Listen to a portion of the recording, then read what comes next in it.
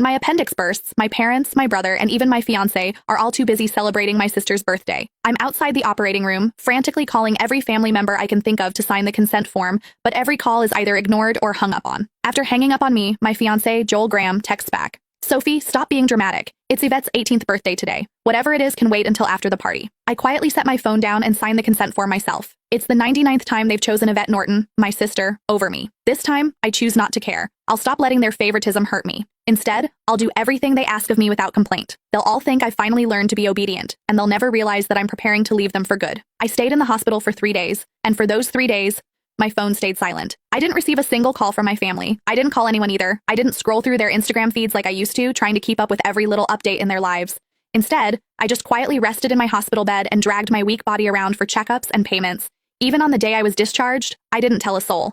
I simply packed my own things, endured the pain in my abdomen, and slowly made my way home. When I pushed the door open, the laughter inside the house abruptly stopped. Everyone was gathered in the living room. My fiancé, Joel, was sitting beside Yvette with his arm casually draped around her shoulders. The moment he saw me, he pulled his hand back and gave me an awkward smile. Soph, you're back? Where have you been these past few days? My brother, Joshua Norton, let out a cold snort. Where else would she have gone to? She just didn't want to show up to Yvette's birthday party. She always has to ruin things for her since she can't stand seeing Vivi happy. I didn't say a word. I just headed straight for my room. Joshua seemed surprised that I didn't argue with him.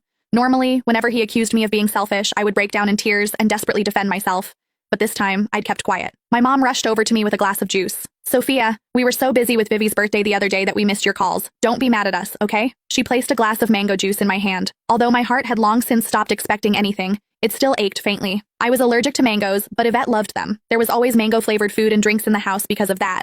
But no matter how many times I reminded them, no one ever remembered that I couldn't have mangoes. I handed the glass back to Mom and quietly stepped back. I'm not mad, I'll just go to my room. Just as I turned around, a loud noise came from the living room. Dad abruptly stood up and slammed his hand on the table. He screamed, "Why have you been walking around with that sour face ever since you came in? Your mother already apologized and even gave you your favorite drink? What's with that attitude? It looks like we've spoiled you too much." My heart twisted, and even breathing hurt. Tears blurred my vision, but I still lifted the glass from Mom's hand and drank it all in one go. I then gently set the empty glass down and wiped away my tears. I calmly looked at Dad. Yvette's the one who likes mangoes. I'm allergic to them, but it doesn't matter. I already drank it all. Can I go to my room now? Sophia, why didn't you say something earlier if you were allergic to it?